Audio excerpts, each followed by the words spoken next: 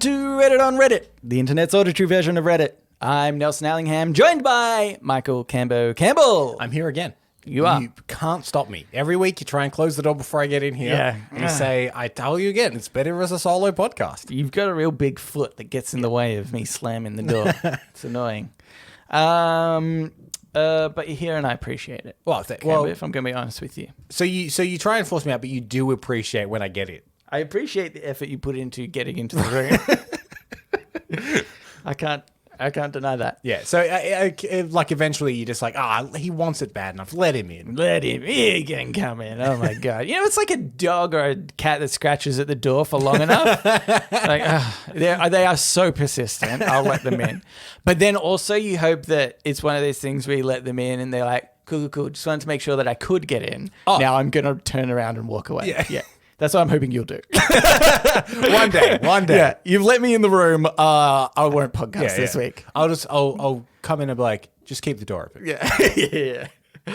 Cameron, I got a quick thing for you this week. Believe it or not.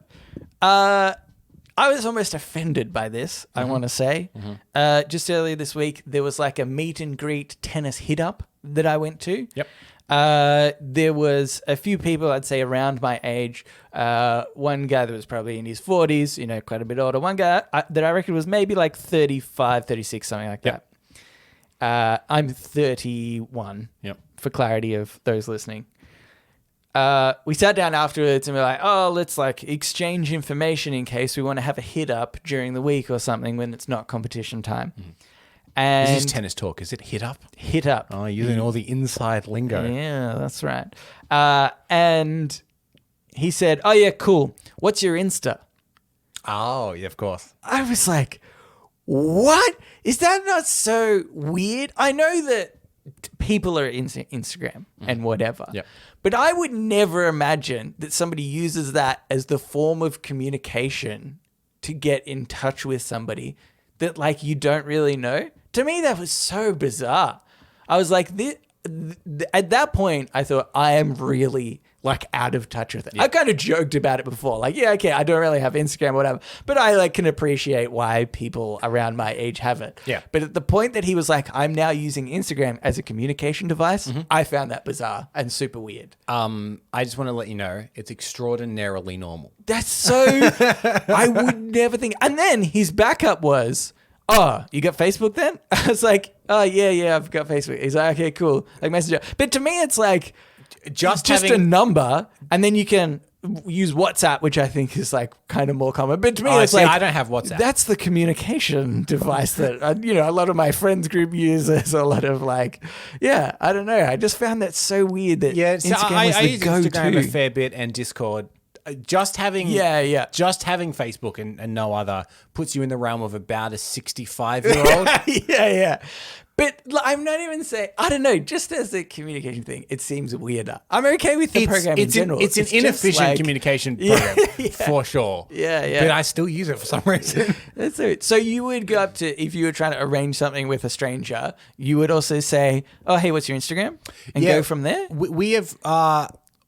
I don't know if I've ever done that, but we have, for instance, Cancelled Movie Season 2 is coming out, and we have got people on that just via messaging them in Instagram, starting conversations with them on there. Yeah, see, I feel like that's not the same, though. Yeah. If I'm meeting somebody and I want to get in contact with them later, I'm definitely going for their number, for sure. Yeah, I don't know if I would. Yeah, I might follow them on Instagram. And I think like the weirder thing is that it's way more personal, actually, to give your Instagram. Because it's not like, oh, here's my number that you can just call me or message me on. It's like, hey, here's a website that gives you a lot of information about me personally, who I am, what I'm interested in, my hobbies, what I get up to on the weekend. And also you can contact me via that, It just seems like a weird way to do it. See, because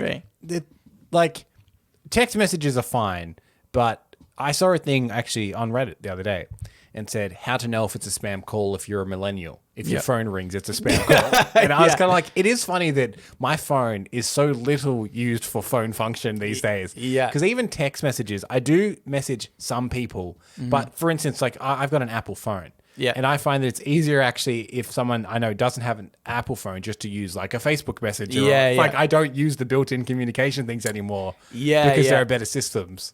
Well, that's true. Yeah, I think there are better systems because especially for that reason, my phone number seems less convenient to give people. Yeah. See, I still use WhatsApp, which goes by the phone number anyway, but it is like a messaging app, which is meant to be encrypted and also better for like MMS and stuff like that. And but anyway, I'm just apparently an old grumpy man. Yes, I did slap him afterwards. On the butt. I said, this is what your parents should have done to you years ago. Bent him over the knee. Anywho, let's get into it. This first Reddit on Reddit was by Wagamaga. And it was in the subreddit Science. Ooh. That's right, Cambo. We've gone... Last week we had an educational post. This week, educational post number 2. We keep stressing. It's an educational podcast. It's like people don't believe us for some reason. Okay. This said, whitest ever paint could help cool heating Earth. The new paint reflects 98% of sunlight as well as radiating infrared heat through the atmosphere into space. In tests, it cooled surfaces by 4.5 degrees Celsius below the ambient temperature, even in strong sunlight. I discovered a YouTube channel in just a random YouTube rabbit hole. Yeah. In which the whole thing this one particular guy does is experiment with these weird paints. Yeah, right. So he's used, I don't know whether it's this particular one, but I remember he has this room that he just paints the room every time for his channel. And he painted it with the brightest paint you can get and the most reflective paint you can get. And then just installed a single light globe in the room and turned on the light, and it was just like blindingly bright in there. Yeah. And then in the inverse, he's done like the darkest grade paint you can get, and you turn on a light and it's just nothing. Like it's like a light isn't on. You know? Yeah. It's so crazy and interesting, isn't it? I thought this was just such a bizarre like concept. I could imagine a child from primary school coming home with like a school project, and the project is, how are we gonna stop carbon dioxide, or how are we gonna cool the planet, just as a like fun experiment to see what kids come up with. And some kids like, oh, why don't we just paint everything white? And you're like, haha, you're an idiot, Timmy, but points for trying. But like somehow this is like a thing that makes sense. So what would the application of this realistically look like? Would it have to be like, I guess, roofs?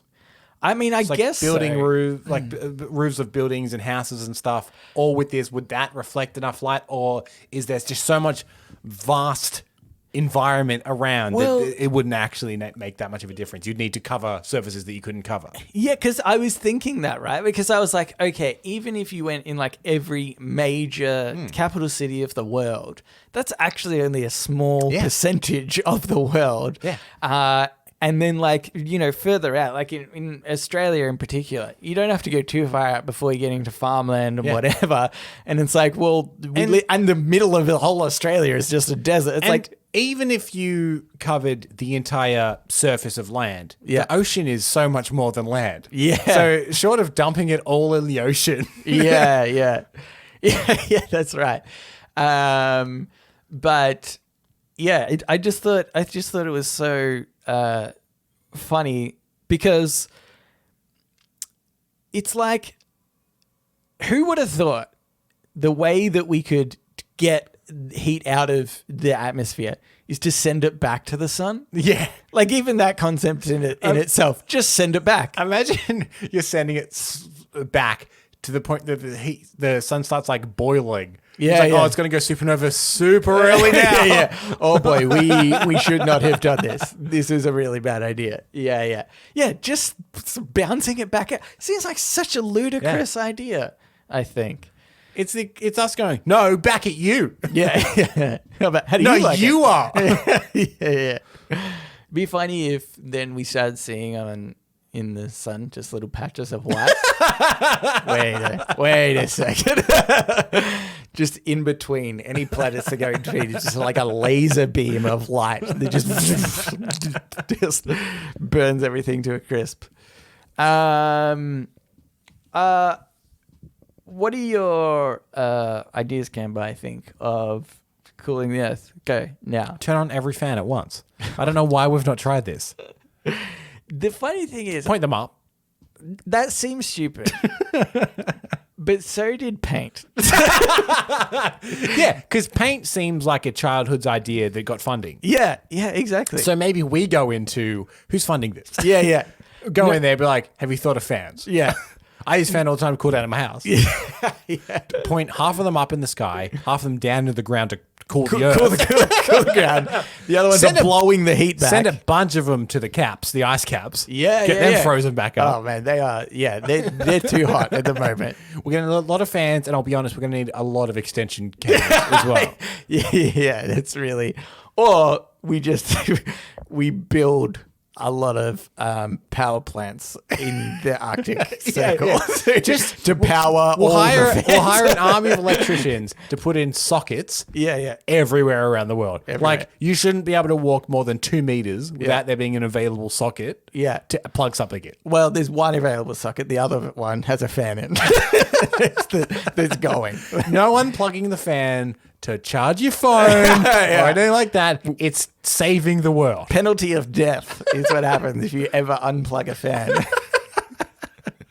Think about all the jobs it would create. You know? We're always worried about people not having jobs. There's got to be people like tracking through the Amazon and just plugging in fans. And then people to check the fans. Yeah. Because if someone's unplugged it to plug their phone in. We need to catch them. So we have fan pluggers and fan monitors. Yeah. And just to create more jobs, they can't be the same person, I guess. Yeah. Here's another idea to build on that. Yep. Turn off heaters. Unplug heaters. Yeah, unplug heaters. Plug in a fan. Plug in a fan. Yeah. Or your phone. That's the only time where you can exchange a plug. It's if you're unplugging a heater. We are sorry to already cold places like Greenland. You are going to get a bit colder. It's going to be way colder. Yeah. And in fact, because obviously we're cooling the planet down just in general. Yeah. Triply cold it's going to be for you. But think of the greater good. Though traditionally hot places like, say, India, cool change coming. Enjoy that. Everybody move to India. It's going to be great. In fact, they don't need more population in India. Come over to Australia. We've got a big desert in the middle of Australia. Yeah, we'll cool it down. We'll all point them inwards. Yeah. Just be a nice kind of like a beach sort of atmosphere. No water, obviously. There won't be water for miles. Can't stress. It's still a desert. That's a real big problem. Yeah. Or camping. Put water there. Okay. Yeah. I didn't think about that. Everybody has to come with a bucket of water when you come to the Simpsons desert. Put it into a collective little ocean we'll create in the middle of Australia. Yeah. A huge moat around Uluru. Yeah. Right in the center of Australia. Yeah. I'm talking like miles wide. Couple of tracks in. If you still want to see Uluru, you can still do that. Yeah. Fresh water. Alligators. Well, not fresh. You brought it. Yeah. Not naturally Stale occurring. water. Yeah. Perfect. We've done it again. We've killed the planet. Paint. What are they thinking? Hey, we used to paint too. Yeah. All the fans are painted white. This brightest white. Paint the buildings tops white. Paint the housing roofs white. Put the fans on. Turn the heaters off. This planet is cooled down like that. Do you know what you should also do? In particular, animals that are long, such as alligator, crocodiles. Yep. Paint the tops of them white. Because they've got a good surface area. There's a bunch of them around. Blue whales, more like white whales. Well, like white whales. They're going to become real common. Is that whiteface? Yeah. Yeah. A little bit of it does seem like we're trying to racially change a species. Oh, yeah. Guys, it's not what you think. We're trying to cool down the planet. All right. Let's get into Ask Reddit. Ask Reddit. This is by Korsbordvi. If cybernetic implants will become widely available in 10 years' time, what body part will you modify and why? Maybe eyes. Like, imagine if your eyes could zoom. Yeah. Eyes would be really cool. Just hiccuped into the mic. It's a professional podcast we're doing here. Eyes would be very cool. Do you think there would be like any laws surrounding that one in particular though? Because I feel like Stop pervs. Yeah, they could be perv. I mean, I guess you could get binoculars no matter where you are. That's true. You can perv now. But it is maybe a bit more obvious if I'm like just, on a busy city street. Yeah. But I'm perving on the girl that's across the other side of the walkway or something. If I've got binoculars out, that's a little bit more obvious. If I'm just staring in the general direction and I zoom in, I've finished my enhancements. They're pretty minimal, I think. Okay. I'm not going cybernetic arm or anything like that. Okay. Eyes. Yeah. Implant in the ear. Oh. Eyes. So there's technology that exists now that if you were to take a photo of words, it can work out what those words are. Yeah. But could it work out what the words are and translate foreign language? So if I'm overseas, I can read signs. Yes. And then implant in the ear, similar to I believe Babblefish. The Google Buds had some kind of They do, rudimentary, apparently yeah. not super accurate, but they can kind of do live translation. Yeah. Of people talking. A mixture of those two things, I think I could get around pretty much any planet. Yeah. Any country on the planet. Yeah. That's a good one, actually. But wrong. Here's what you should do, Cambo. Your brain. Oh, okay. In its entirety. Because robots are smarter than humans. We already know this. Yeah. What if I just have a robot brain? I've got an Elson body. That's boring. Robot brain. Yeah. This is good because I just watched a movie today called The Father, which is about like dementia and like brain deteriorating in old age. Yeah. And at one point I said to Stacey during the movie, this is scarier than any horror movie I've ever seen. Yeah. Because I'm terrified of this ever happening. Yeah. You can't do anything about it. You get to an age and your brain starts to deteriorate. Yeah. So if you can stop that Not robot brain. with a robot brain. Yeah. And then, guess what? Robots translating the language. Yeah. Both audibly. Yeah. We can edit that, right? We could. And visually, I think. So I've done both your things in one. Yeah, that's good. You've gone straight to the epicenter of the human. Yeah. The brain. I do like the idea. And I feel like if I had a robotic brain, it could just push my physical body to the limits. Yeah. Of like it would gauge and understand what the limits are. Like I imagine, because if you think about how people work out at the moment, right? It's Push like up, go back down. Push back up, push up, go back down. so boring. Yeah. Unless you're a robot brain, right? For one, I think is because the mundane task is just like you're like, no, this is a logical fact of life. Yeah. And like I feel like working out even physically has such a mentally sort of draining, or it requires a mental focus that a lot of people find really hard to do. Yeah. Eating even, in fact, if you were there's just so much of like an emotional response to eating where I'm like, ugh, I don't want the same boring thing all over, at the same time, even though maybe it's healthy for me, it's good for my body, whatever. But robot brain doesn't care. Here's the thing, right? This is a really interesting point because obviously taste comes from taste buds and smell. Yeah. But that is sent to your brain. Yeah. So you're saying that you can eat the healthiest meals even if they're boring. And be like, Tastes like candy. oh, chocolate mousse, yum, yum, yum. Yum. Oh my God, I didn't even think about this. So you can be eating so healthy and having the time of your life. Yeah. It just feels like chocolate. You could even just like trick your brain where you purposefully program sweet things as something gross. Poo. That's the broccoli, and the broccoli is now the sweetie chocolate mousse, yum, yum, yum.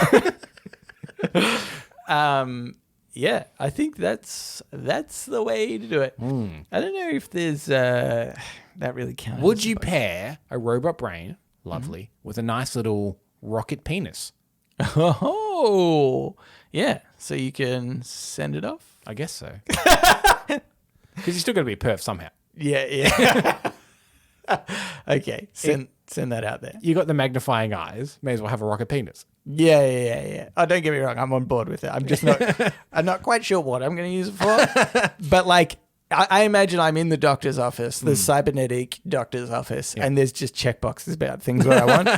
I've ticked the rocket penis. Yeah. I don't know why just yet, but I'll find out. That's half the fun. Yeah, that's right. Yeah. It'd be good if you could just like, if in some way connected to your bladder in a fun way, you're in a movie, great movie. Oh, you need to pee. Oh, rocket penis goes to the telephone. Just little remote control automatically finds its way. Don't mind that. Yeah, don't mind that at all. I like the idea. Penis comes back. And you're like, hey, did you shake? All right, go back. Just go back. Anyway. Also, just legs. Robotic legs. Yeah. Jump high, stuff like that. Jump pretty high. fast. Yeah. Like, oh, I can't reach that shelf. Bloop, bloop, bloop, bloop. Oh, extending. Extending legs. Yeah. Extending legs. Or arms. I want to be Inspector Gadget. Just decided. I want an umbrella to come out of my head when it's raining. These are the things you want. You want kind of like long legs, long robotic arms, and to solve crimes with your niece. Yeah. They're the things you want. Roller skates for feet is what I would love. That'd be great, actually. In all seriousness now, this is my answer. Yeah. Rocket-propelled feet. Like the hoverboard in Back to the Future 2. Is how I imagine they're powered. Can't go over water. That's a problem. Yeah, you stress, I want every limitation of the one from Back to the Future as well. Yeah. Don't make them better. I want them to be exactly the same. But I like the idea of not ever having to walk again. That's kind of nice. In a nice way. Yeah. Yeah, but you can walk if you choose. Yeah. That's right. You can stop it. Yeah. If you're in water. Going for a swim, better turn these bad boys off. Here's another one. I'm not sure if I should do these one. There's actually sort of two. I'm going to put into one. So this first one's by Sullivan's 97. What is the worst movie sequel ever? And then Merseyside Alt 9 has obviously read this, but I actually don't know which one came first. It could have been the other way. They've said, what sequel held up to the original film? Oh, okay. Polar opposites. Yes, polar opposites. What are your thoughts about sequels is actually the answer. Is the question, rather. What are some good and some bad sequels? Yeah. Just talk about sequels for a bit. That's essentially what this is. Well, in fact, let's go into Back to the Future. Yeah. Pretty great. I actually rewatched these with my girlfriend the other night. We watched 1 and 2. Yep. They're actually still pretty good films. They are. I did a rewatch maybe about a year and a half ago now. Yeah. The third isn't as good as I remembered. Right. Okay. Which I remember as a kid all equally good. Right. Yeah. And then I guess with the more analytical and critical mindset, I'm like, it's a lot about Doc Brown's girlfriend. Yeah. I vaguely sort of remember that. Well, I hadn't rewatched 3 yet. I actually think people don't like 2 as much. In fact, I think even on Rotten Tomatoes, 2 is technically rotten on Rotten Tomatoes. Oh, really? Which is crazy because I think it's one of the most inventive sequels there is. I love that the third act is the same third act in a different point of view. Yeah, that's brilliant to me. I thought that was so genius. There's one of the bits I absolutely love about Back to the Future Part 2 is the climax of Back to the Future. The car speeds off down the road. Yep. The fire tracks, Doc's dancing on the road. Yep. That all happens. And then he just comes running around the corner instantaneously. And the film keeps going. Yeah. It's so good. It's so interesting. Such a great film. Should rewatch it. It's maybe a little bit sexist still, but only a little bit. It is sort of funny in that sort of... I can't remember specifically what it is, but there's very much like a... women housewives is kind of the vibe you get from it all. And for those that like Back to the Future, the guy that plays Biff, he is a comedian. and he has written a song that he performs at the end of his stand-up shows, which just answers every question you want to ask him about. That's awesome. It's quite funny. I love that. More sequels. How about Jurassic Park 2? The Lost World. The Lost World. The Lost World Jurassic Park. What a confusing title. It's so confusing. Let's put the Jurassic Park bit at the end after the colon. Yeah. Not as good. Obviously. Good. Yeah. But it's not the worst sequel. They wanted to know the worst sequel.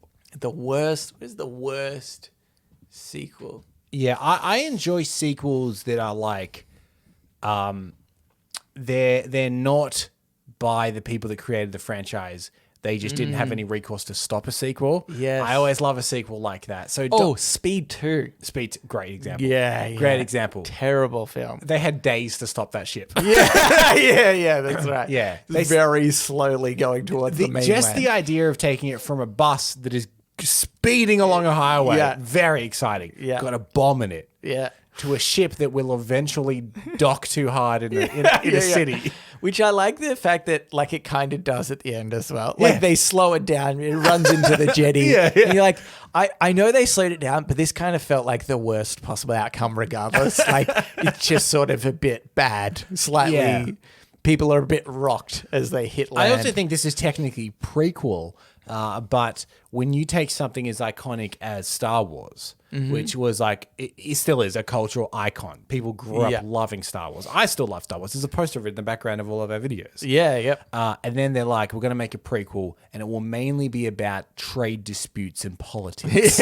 And just the most boring thing you could ever think of. To take like the exciting space adventure serial and just really bog it down with the minutiae of trade disputes is bafflingly weird choice to make. It's like, it's almost as if books of this existed, you know, ahead of time. And they were like recreate, like, oh, how do we make a movie out of this? And instead of what most movies do these days, and they get rid of that boring stuff, and we're like, we'll sum this up in one scene. They're like, let's make a whole movie just explaining this boring stuff that people need to know, but you know. Any other good sequels you can think of? There's some that I think always come up as like best sequels of all time. Can I say, I reckon number one's got to be, in my books, Terminator. Terminator 2? Terminator 2. Always up there. Way better than Always Terminator up 1. there. And every other Terminator, basically. There's three that I think come up constantly. Okay. Terminator 2 is one of them. Okay. Better than the first one. Like, not just as good, it's better. Okay. Wait, let me try and guess these then. Indiana Jones. No. I don't remember which one's which. I was just guessing. The Temple of Doom is the second one. Okay. Good, but not as good. You know? Yeah. Not Die Hard. But still, I think okay, the second one. But I'm talking about sequels that I think are accepted to be even better than the first one. Yeah. Okay. Oh, The Godfather? Yes, Godfather Part 2. Godfather Part 2. Yep.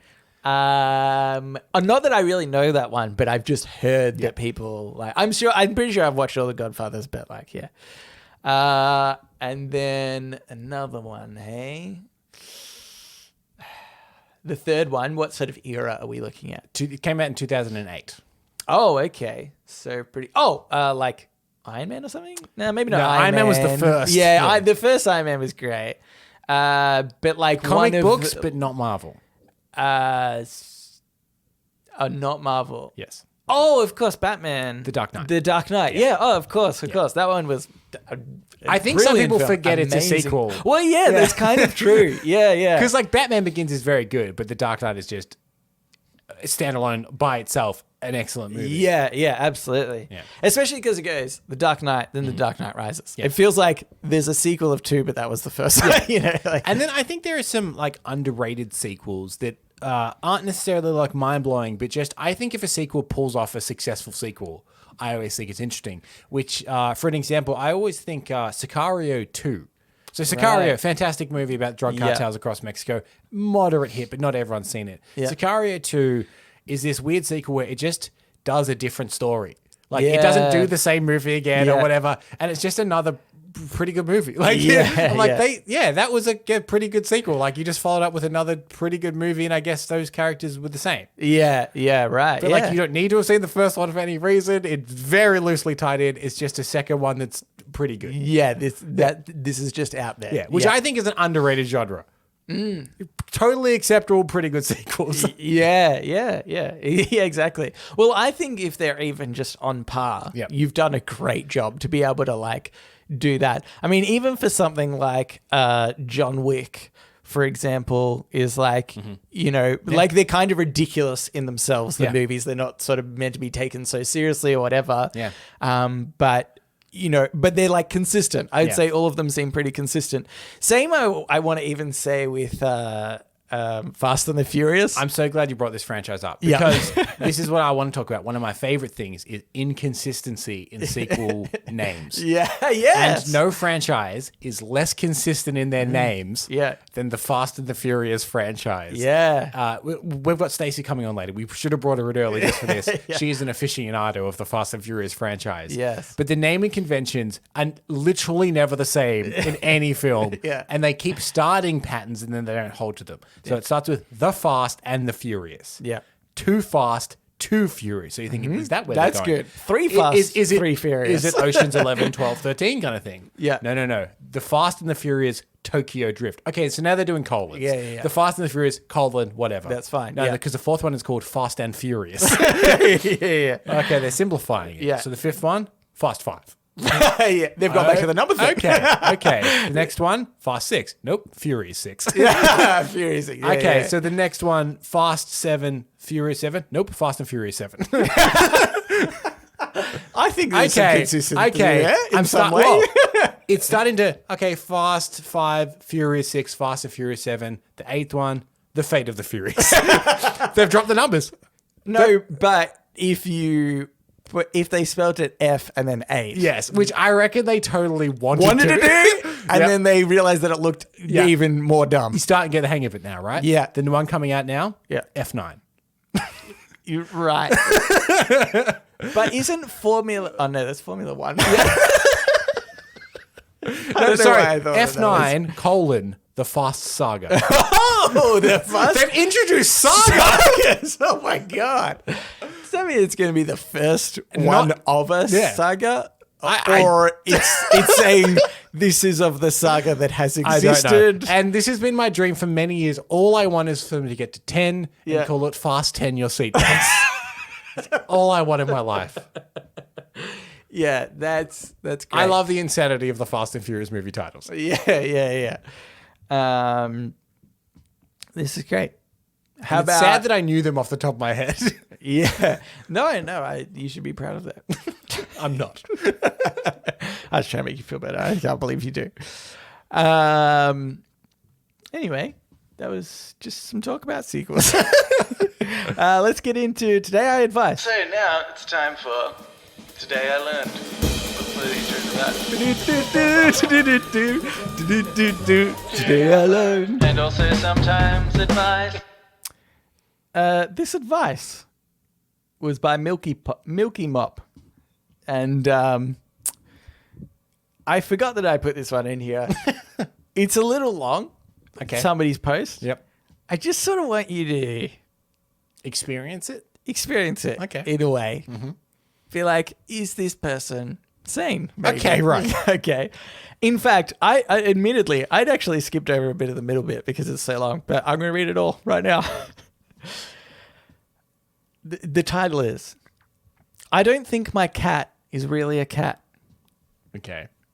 Okay, I know this sounds hard to believe, but it's been really getting to me lately. I have two cats. They are both very sweet and kind, but I suspect one of them isn't really a cat. Don't get me wrong, I don't think she's necessarily had any bad intentions, nor do I think has a huge master plan for acting like a cat. I think whatever she actually is only slightly smarter than the average cat, but something is very off with her. I got her when she was 5 months old and picked her because she had very interesting eyes. I loved her very much, but the first few months were hell. She acted like no kitten I had ever seen before. She learned very early on how to unlock doors, despite being very small. She would do things daily that drove me to insanity, as if she was torturing me specifically. I'm horrified to admit this, but sometimes I had thoughts of drowning her in the bathtub just so to stop it. Eventually, her temperament did even out, but she didn't get any bigger. Instead, her frame stayed the same, but her abdomen swelled. Not in an overweight way, but in the way where she appeared like she was full of inflated air. I took her to several vets and had several tests done, but none could figure out what the problem was. She was perfectly healthy and didn't seem to be in any pain. Even her coat was immaculate, softer than any silk or velvet I've ever touched, like the soft feathers of a baby chick. She isn't a menace anymore and lives the normal life of a cat, I suppose, albeit still strangely. But a few days ago, I caught her doing something I can't forget. I'm a late sleeper as I normally work nights, but due to some work complications, I've been working a different shift that requires me to get up early. So about a week ago, I woke up and went into the kitchen expecting the two cats to hear me and skitter into the kitchen. One did, but the other didn't. Confused, I stepped into the living room only to see my double-locked and dead-bolted patio door open. I live on the first floor of my apartment, so any cat who got out the door could very easily just step out into the parking lot. And it isn't busy enough to deter a cat from doing so. But when I rushed outside in panic, there was my cat, sitting on one of the folding chairs, in a way I would think to bring uncomfort for a normal cat to sit for an extended period, and she had a strange expression, like she had been caught. I carried her inside and locked the door, but I feel like she's been doing this for a while, and I've only just caught her. I know this sounds delusional, and I promise I'm mentally well. I'm not even paranoid about it. I know I'm safe with her. I'm just curious. Several people have always called her very imp-like, which I could see, and she doesn't seem smart or crafty enough to be Fae. You might not know what Fae is, Cambo. No. Fae is in reference to the Feywild, which is another realm in Dungeons and Dragons, where like fairies and pixies and stuff come from. So, and you would say probably like Alice in Wonderland, like the cat, the invisible cat is like from the Feywild, right? And is Fae. So, should we make a judgment now? Yep. Is it a cat? Yep. Is it a crafty cat? Yeah, probably. Yeah. Has it worked out how to unlock a door? Yeah, probably. Yeah, she even said so earlier in the post. Megs has worked out how to get into doors. I like the idea though that she thinks it's been going on for a while. Yeah. As in, what she thinks has happened is the cat somehow climbs up on a chair next to the door, unlocks the deadbolt, the chain or whatever, opens the door, gets out, which has happened, right? Yeah. Has a sit out on the patio in a rocking chair or something for a bit. I imagine she didn't actually describe, or they didn't, I actually don't know this, they didn't actually describe the way in which the cat was sitting, but I imagine like on its butt, feet out, like a human would. You know, smoking legs a pipe. dangling down the edge of the chair like a human. Yeah, that's right. But because she thinks it's been going on for a while, she's then imagined that the cat has gone inside, closed the door, locked the deadbolt, put the chain back. And he's like, didn't get caught again that time. Because, so the only thing I can really compare this to is Megs, the cat that I have most experience with. Anytime I see Megs, he looks like he's been caught. Yeah. Every single time I see him, he's like, I thought that was just a standard cat look. Yeah. Whenever you look at any cat, they're like, oh, God. Yep. Also, Megs has worked out how to open a sliding door. Yeah. Which is the handle right up high. He can't reach it. But what he's worked out is because they're obviously on a rail. If he pats it with his paw enough, it very slowly starts to inch open just a tiny bit until he can fit a paw in and then he can push it. Yeah, exactly. So it seems miraculous to be like, oh my God, he got through that closed sliding door. Yeah. No, he's just persistent. Then he gets out his packet of cigarettes, sits on the lights one up, and says, oh, what a hard day I've had. Just tell me that every comment is like, it's a cat. There were a few that, I mean, people are just, I think, embellishing. Oh, they're trying to be supportive. Okay. I think on Reddit, even though we know this is crazy. You can't be seen to be doing that, otherwise you get downvoted. Yeah. So you have to be reasonable about this. Somebody just said, like, have you considered setting up a camera and just seeing how, the cat does it? Because cats do this stuff. Yep. What would be next level is you set up a camera and it's just like in the front door and then you see it wobble and then knock over and then it goes black. And then you're like, wait. Or like you're watching the footage and you notice there's like a little glitch. Yeah. And you're like, it's a loop. He set the camera on a loop. How has she done this? Yeah. You open up your laptop, checked save folders in Photoshop and whatever the video editing one is, and be like, oh my God, there's an edited file. Yeah, just a cat. It's just a cat. I'm glad we could help though. Here's a Today I Learned. This is by Earn Baby Earn. Today I learned people would come and go during movies before Psycho. Hitchcock required theaters to not allow people in after it started. It was after that when people would watch entire movies more regularly from start to end.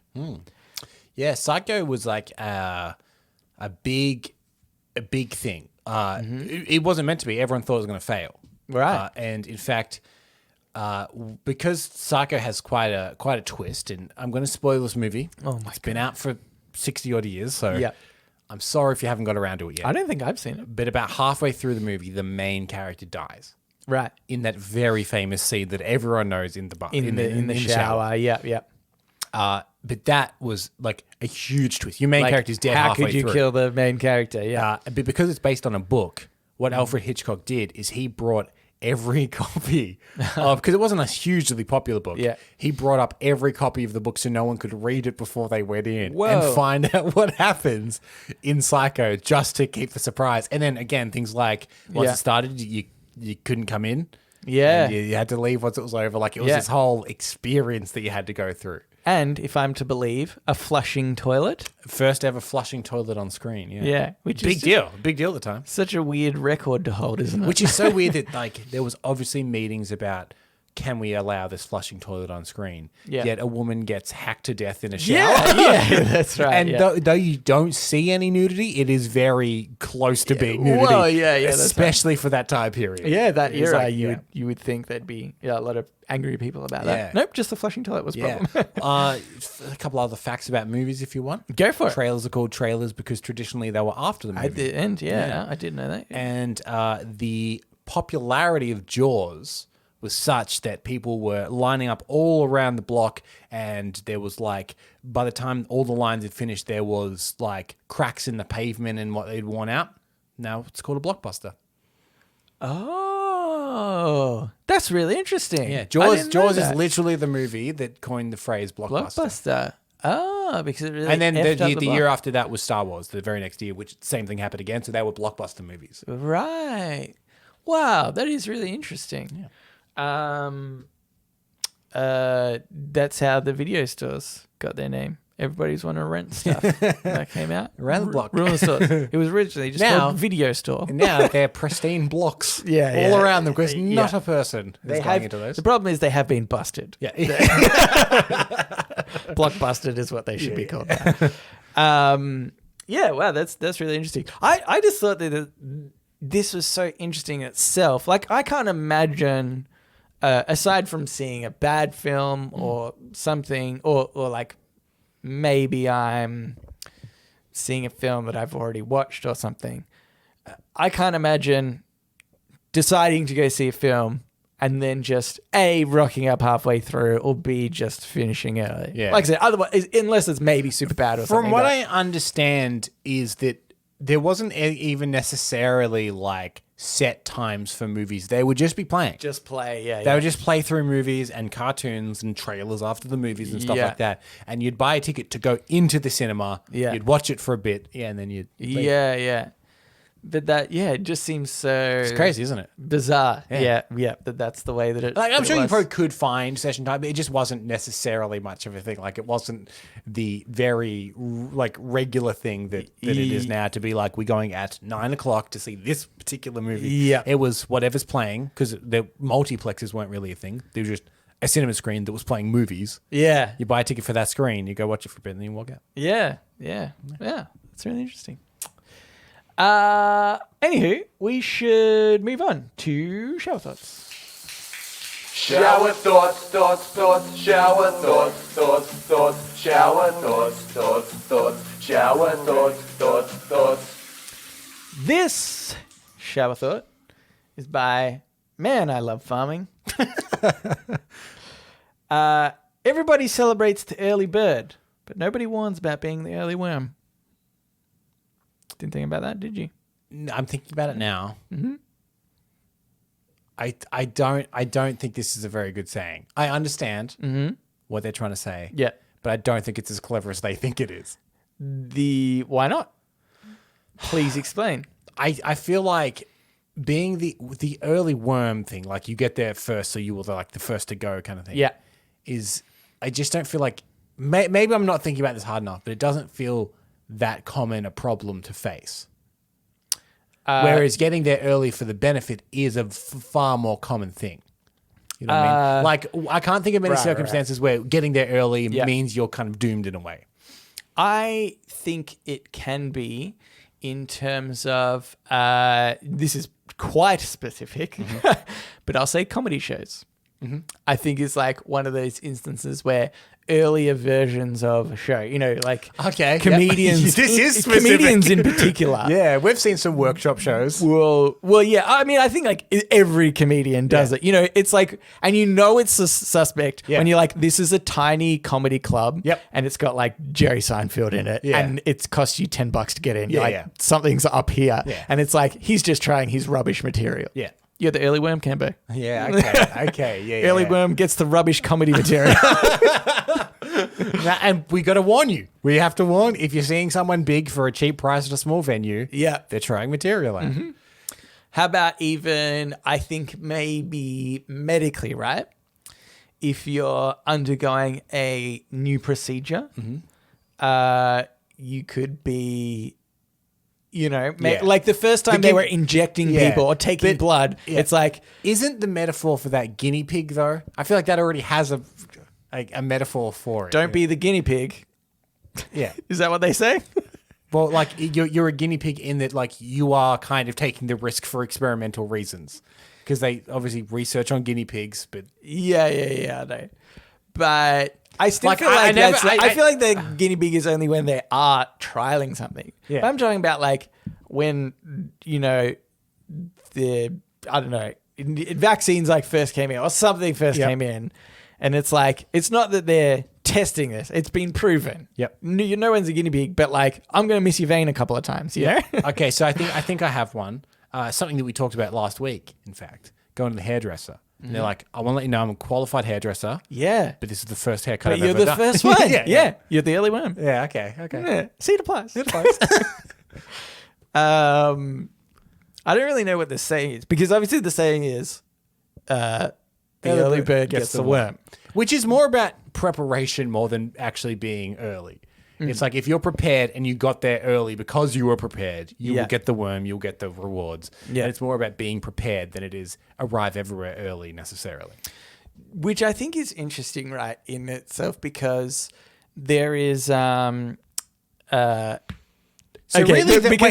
early worm is people in which they get affected by very prepared people. That's right. But this saying is beware of prepared people. Yeah.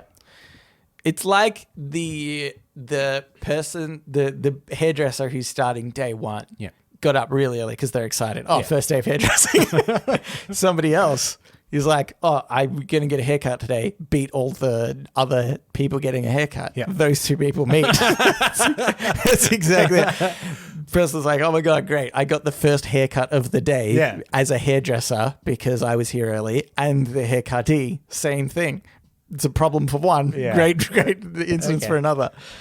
No, but what I thought was interesting was, well, one, just the concept of like, oh yeah, okay, like the early bird gets the early worm. Let's say it's just a standard. It's a 1-for-1, which means that no matter what time you wake up as a bird, you get the corresponding worm that's woken up at that time. No, this doesn't work at all because the idea is the early bird gets the worm before the worms are gone.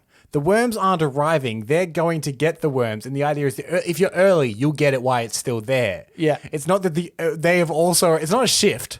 They're not punching in at the same time. But do worms... It's about supply and demand. No, but I think, well, yeah. But I mean, I think the idea is also that like worms, this is how I imagine this has worked. Worms sleep Yeah. at like 9 a.m.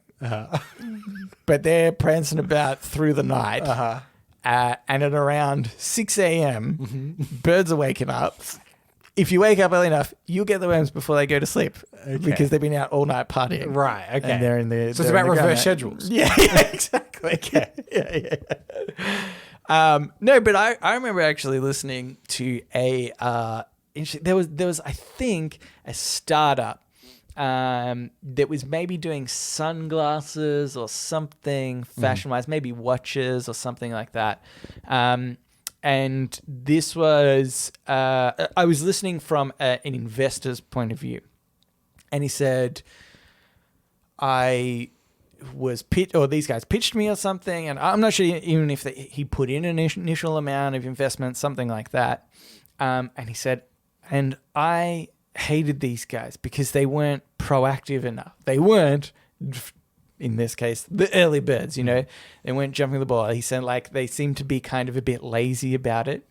And he was kind of annoyed by that. Yeah. And so then he pulled his funding or whatever, didn't invest in them anymore. Yeah. And I think he maybe gave them a stern talking to or something. And then, and I think also particularly because they were, he was saying, oh, you're not the first one on the market in terms of, I mean, I know sunglasses and watches been around forever, but like, the kind of design or the way that it was being done, let's say that they were maybe like eco-friendly, I don't know, watches or something like that. And there's another eco-friendly watch brand starting up. And he's like, you can't, you need to beat them to market. That's like a big, big thing. And so he pulled his funding and stuff. And then these guys ended up being really crazy successful because he was saying he sort of learned a lesson from it, saying you don't actually always have to be first. Like you can sometimes just see what the market's doing, take your time to make like, a good product or whatever, and eventually come out with something that's better because you've taken the time to put into it, which I think is interesting because it's the opposite of this. So what you're saying, early bird gets the worm, late bird might get a worm too. Yeah. There's enough worms to go around. You know what? He probably gets the fattest worm. Who hasn't been able to get away? So, He watches the early birds. Yeah. And he sees everything they do wrong. Yeah. And then he comes in later, picks up scraps. Yeah. The late bird gets worms too. The scraps. Doesn't sound as good. Gets worms too. Okay, here's another one. I think that should be the philosophy of our show. Yeah. The late bird gets worms too, so there's no rush. We haven't got the worm yet, but we will. We're getting there.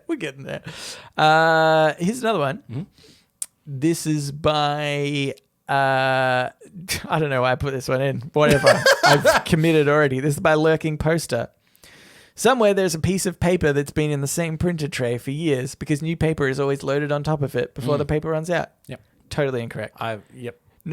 There is not one printer in the world that somebody hasn't been annoyed at when they've gone to print and there's a little error that comes up saying, oh, you need to put more paper in. Yeah. This is factually incorrect. Just wanted to point that out. Yeah. And I have nothing to add. Okay, cool. Let's do another one.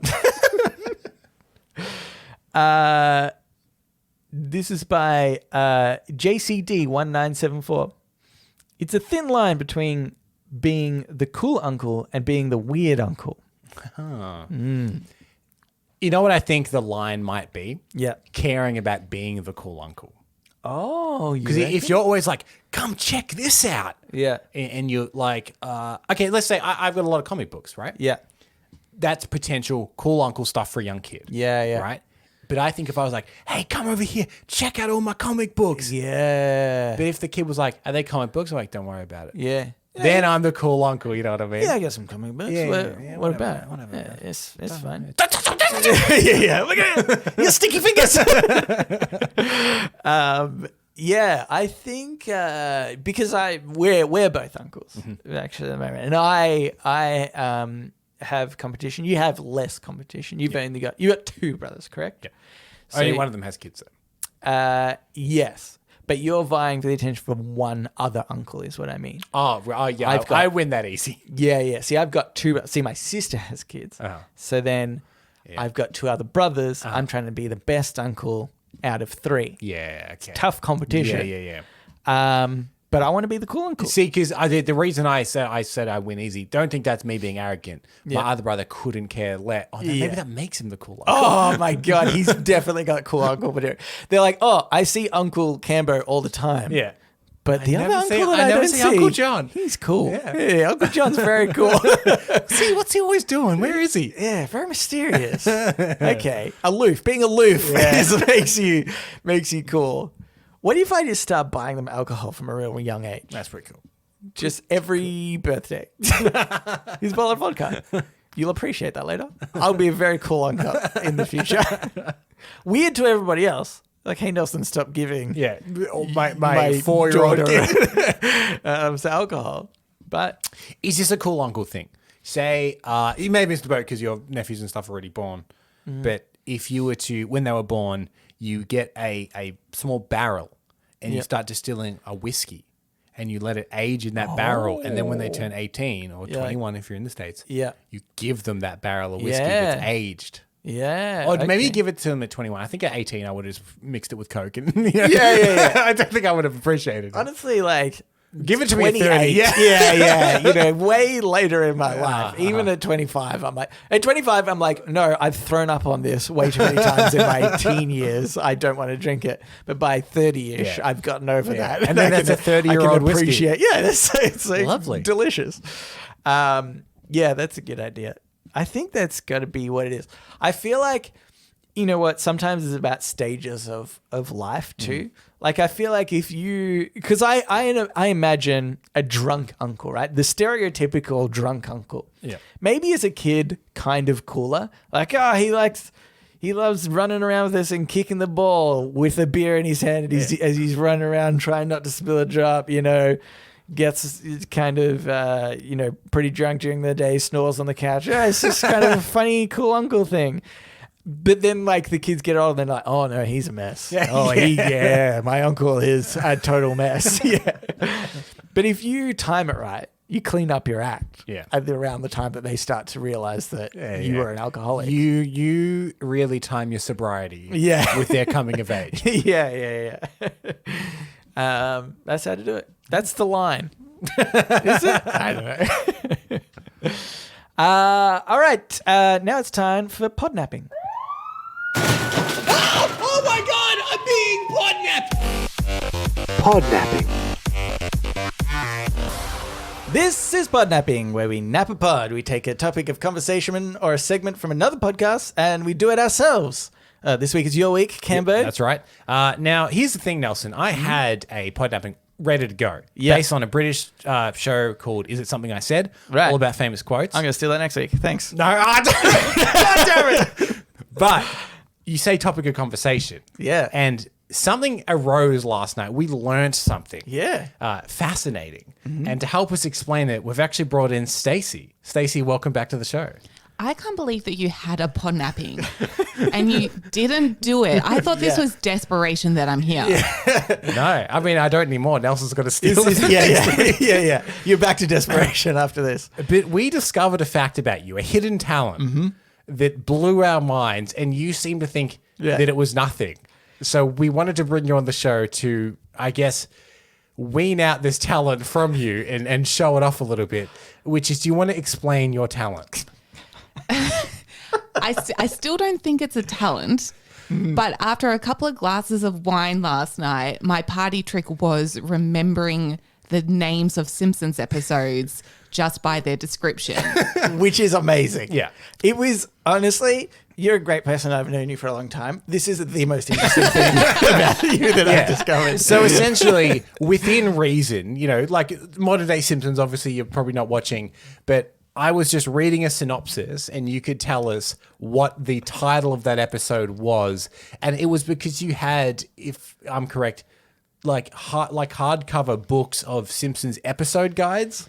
Yeah, my parents just wanted a good method to stop me having sex as a teenager. So they're like, just let her watch a bunch of The Simpsons and then no guy will want to be with her. Joke's on them. It's your most attractive quality. Here's also the thing. I will say this. I got a fluke couple right last night. That book I got when I was like 10 to 12 maybe. Yeah. I'm 31 now. Well, there has been several years between me reading this book and today. We want to pressure test it a bit. So what we're going to do, we're going to select random episodes from the first couple of seasons of The Simpsons. Not season first one. couple. Let's say for the people that want to be particular about it. Nobody knows the first couple of seasons. Well, the first few, let's say. Here's the thing. We discussed this a little bit earlier, and they said maybe not season 2. And I said we can start around season 4. She goes, well, season 2 starts with Bart gets an F. That's episode 1 of season 2. Okay. Brilliant. So what are you most comfortable with? A season between 2 and 10? Yeah, I'm less confident 9 and 10, I would think. Okay. That's fine. We can play to your strength with 2 to 8. That's still pretty impressive. Yeah. That's good. Okay. Are you ready to pressure test this skill to see whether you have more knowledge than you thought you had? I want you guys to know that I could be cooking your dinner. Yeah. Okay. Well, this is more important. Okay, so I'm gonna start with season 3. Okay. Season 3, episode 6. Here is the synopsis. Bart and Lisa work to reunite Krusty the Clown with his estranged father, an Orthodox Jewish rabbi who has never accepted Krusty's career choice. What is that episode called? It's like My Father the Clown, or it ends with the clown. Yes, you're very close. Oh my God, this is so good. This is not impressive. I haven't gotten it right. I know, but You basically, You know I'm being what? very finicky. yeah. Okay, what is Getting close is just amazing. Are you going to give that to her? Ooh. It is close. Yeah. I reckon you can have another stab at it. No. No, I don't know. Nah. This is grating. You came up with God. My Father the Clown, but it's like Father, like clown. clown. It is. Yep. So close. This one I actually feel like could almost just be a bit of trivia, perhaps, in general. But okay, here's the synopsis.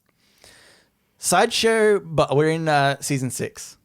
Sideshow Bob is released from prison and runs for mayor of Springfield.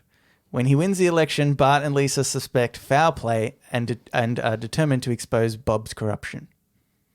I think this is Sideshow Bob Roberts. Correct! Well done. Oh, okay. Sideshow I Bob saw Roberts. Michael's This is amazing. hand hover over the I know. incorrect button. Yeah. Oh, no, I thought he was over the correct button. I think he had confidence in you. I have a finger on each. I want to let you know. Okay. Okay, so we're in season 7 now. I'm going to pick a slightly hard title, I think. Yeah, I'm Season going to look for some episode- interesting ones now too. Season 7, episode 3, when Homer and Marge are found to be unfit parents, the kids are placed with the Flanders family. Yep, I know it. It's like Home Sweet Home Dum Diddly Doodly. Oh my something. God!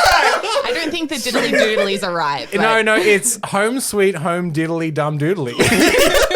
You've done fantastically well. This is like, oh my God, this is so great. This is the greatest thing in the world. Also, I would like any listeners to write in and see if they are just as either 1, impressed, or 2, like can actually keep up with Stacey and get these correct. Yeah, or 3 are thinking about not listening to our podcast. Because the thing is, we find this so fascinating. I'm so It could just be fascinating. us. Maybe it's just us. But this is our favorite Don't thing. even know. Yeah. Okay. I've stayed in season 6. The citizens of Springfield hosted their very own film festival with a popular movie critic from New York arriving to judge. I believe that is called A Star Is Burns. You are correct. Wow. Okay. Oh my God. I'm going to go for something way harder. Oh my God. This is great. Okay. I'm in season 4. Oh, I was going to get season 4. I'll go And season episode 14. When Homer neglects Bart once too often, Bart goes to the Big Brother program to get a new father figure. Strung, Homer replaces Bart with a little brother. What is that episode called? It's like something like Brother from a Same Planet. Oh my God. Christ. Yeah, this is so good. This is so good. This is my incredible. Okay. This one, I think is a tricky one. Homer sells his soul to the devil for a donut. Hang on, is this a Treehouse of Horror? No Treehouses of Horror. Treehouses of Horror are tricky. Which number? That's the thing. I don't know years. I don't know years. I will say this. What season? 5. I reckon you could probably work it out, being that they do one a season. Do they do one in season 1 though? I don't think they did. So So- that must be number 4. Correct. See, I wouldn't even know if they've done one in season 1 or that. I would have no idea. Okay, I mean, I've gone a little further out because I think you're getting these too easily. So I've actually gone to season 10. Season 10, episode 2. Okay. Midlife crisis prompts Homer to quit his job and become an inventor. This one is called The Wizard on Evergreen Jesus Terrace. Christ. We can't stump her. We can't stump her. Aside from the very first one. Okay. Season 5, episode 19. Bart accidentally gets Principal Skinner fired on inspection day with Ned Flanders taking over as his replacement. Ooh. Oh, I don't think I know this one. Ooh. I've got her. What is it? Sweet. Hang on. This is actually what I was going to do anyway. yeah. That's what it is. Sweet. Sweet Seymour Skinner's Badass Song. And the badass is like with many I've gone further out. I'm in season 11. No, I don't know season 11. Episode 1. Homer befriends Mel Gibson just as Mel is completing the remake of Mr. Smith Goes to Washington. Homer convinces Mel to make the film more violent with disastrous results. This is a cruel thing that you've done. I don't remember. Oh, season 11. Is it Lethal Weapon themed? No, But it is named after a Mel Gibson movie, but I think this one might be a little Was harder. it like Mad Max? It is Mad Max Yes, themed. actually, you're getting very close. I just assume it's like Mad Homer or something. No. Okay, season 11, too far past. We've realized that. Okay, we should probably stop this thing because we've been going for like almost 10 Let's minutes. do one more each. Let's do one more each. Okay. Okay.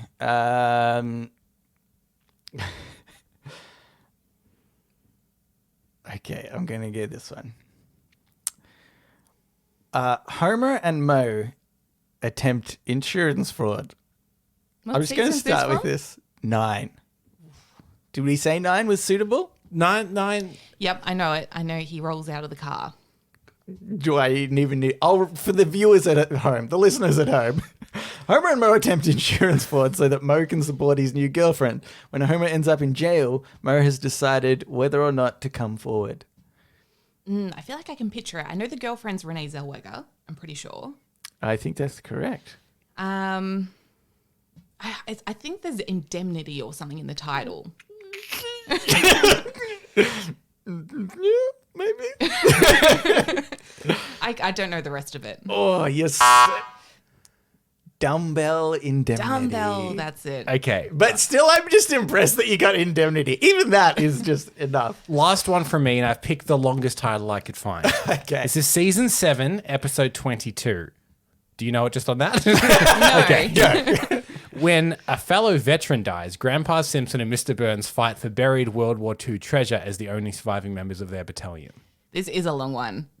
I don't know if I know it. It's like Raging Abe Simpson Jesus and Christ. his grumbling grandson.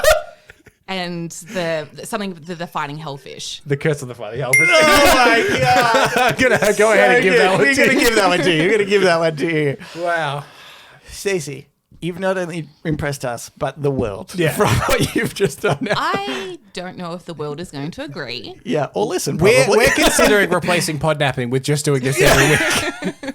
Let's get through every Simpsons episode. And while we're doing that, brush up on Futurama. And that'll be season 2.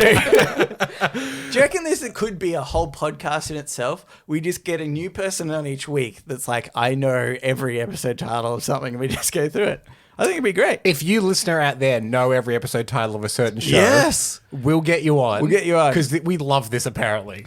There is a test though at the start, like we did with Stacey. Yes. Because we don't want you to be like, oh yeah, I know everything. You get everything wrong. No, I am up for a train wreck on air. If it goes horribly wrong. That's so weird. That's never happened on our show before. And Nelson, you have floated the idea of doing a whole separate podcast with Stacey as well. Yeah. So if people are interested in hearing Nelson bring up a celebrity that seems normal, and then Stacey and I explaining why they're not normal, write in and let us know. Right in. But The Simpsons thing and the celebrity thing back to back makes me seem like I don't have any real skills. have you But listened to this? Have you listened to this show and how inane anything that we try and do is? Your skills surpasses ours. Yes. And that's a low bar to reach. But, you've done it. You're a great chef. I'm trying to give you real life skills that, are better than just so the listeners out there know. Like, she's not just a celebrity in Simpsons episode thing. Yeah. Great chef. Great chef. What else, Cambo? Say something else that Stacey's great at that's not mundane. And Despite all the episode guides, Nelson, she's bloody dynamite in the sack. you've heard it here first. Well, thank you for joining us. We're going to go into the AMA now, but we appreciate your time and we're sorry we made you do this. Should I say thank you? I didn't want to be here. She loves me. Now it's time for the Ask Me Anything, where listeners of the show, just like you, listener, can write in and ask us anything you want. Yeah, that's the first time you've said the Ask Me Anything and not the AMA. It really threw me for a loop. Ask Me Anything. Oh. Now it's time for the AMA. We'll listen to the show. Now it's time for the... Let me read this. Now it's time for the AMA. Great. Perfect. Yeah. Go on here from Dory. Oh, Says, Dory. Hey, guys. No, Dory, not to note you to death. Yeah. But we have a new greeting that some people have been sending in already. Yeah. Which is oi cunts. I can't. That's if you just want to grab our attention real quick. She might not want to grab our attention real quick. true. This And is just a casual kind of email. Hey, guys. And she has no reason to, because as she explains, Yeah. now that I'm officially a fuckhead podcast listener, I thought I'd test the email perk. It'd be kind of cool to not have to wait a month or two for you to read whatever it is I'm sending in. Though, to be honest, I don't write as often as has. Zimbo. At least I didn't. Who knows? Mayhaps it'll change now. Anyway, part one of my question today is kind of more for Cambo. Do you ever plan to put the shirt design Hallie and I suggested on Redbubble, specifically the picture of a bagel with the caption, "It's not what you think, it's for fraud"? I swear on my honor as a fuckhead podcast listener that I will absolutely buy it and wear it proudly. Part two of my question is as follows. Can I have a cool Aussie nickname? Hope you guys have a great week. Dory, fuckhead podcast listener. The first email for Fuckhead podcast listener. For those new listeners, they get priority in the email system. Yeah. They'll be read first every time. Yep. Okay. Answer. Let's do it. Two questions here. So Yeah. the first question. Here's my predicament, Nelson. Yeah. I suspect Yeah. that the bagel design has been, let's say, stolen and is now kind of a signal for a rival podcast. Right? That's how they get you. It's been incorporated somewhere else. Yeah. Second thing, we can make money. Oh. Yeah. We're guaranteed a little Yeah. bit of money if we do Yeah. this. At least like $4.85 or something. And what I'm saying is our dignity and honor worth about $4.50. It's worth $2.75, Campo. So absolutely do it. We've got profit on our dignity. I'll say this story. This relies very heavily on if I can find that old Photoshop file because I don't want to have to find the picture again. We can't just So how if I can lazy we are Yeah, about yeah, yeah, this yeah. podcast. If I can find the Photoshop file, which I think is probably somewhere on this computer. Yeah. Sure. Yeah. You need the PNG image because you don't want to edit anything And else. it's in the like- right specs for the T-shirt already. You know what I mean? I had to, yeah. That's the whole thing. I still don't even totally remember. I know you said that line. Yeah. I don't remember what it's about. This line, I don't think either of us particularly remember what it was, but this line, is more specifically on Discord, has kind of taken on more of a life of its own. Yeah. It's more of a favorite of people on Discord, as it turns out. Yeah. The phrase, it's not what you think, it's for fraud. Yeah. Yeah. Yeah. And I remember, because that was actually requested as a T-shirt, not necessarily with the bagel, but just in general, some people have requested it. And the only reason that we didn't is I couldn't for the life of me remember what it was about. Therefore, context you put it in. what the design would be. See, I'm not even sure if it has to do with the bagel now. I know we had the bagel Olympics. I don't think that's where the bagel initially came Yeah, from. no, I don't think it. I think they're completely unrelated. Just separate? But I can't be sure. Don't remember. Can't be sure. Whatever. It's fine. We'll do it anyway. We're going to get a few bucks, Cambo. Yes. But Dory would like a cool Aussie nickname. Yep. Now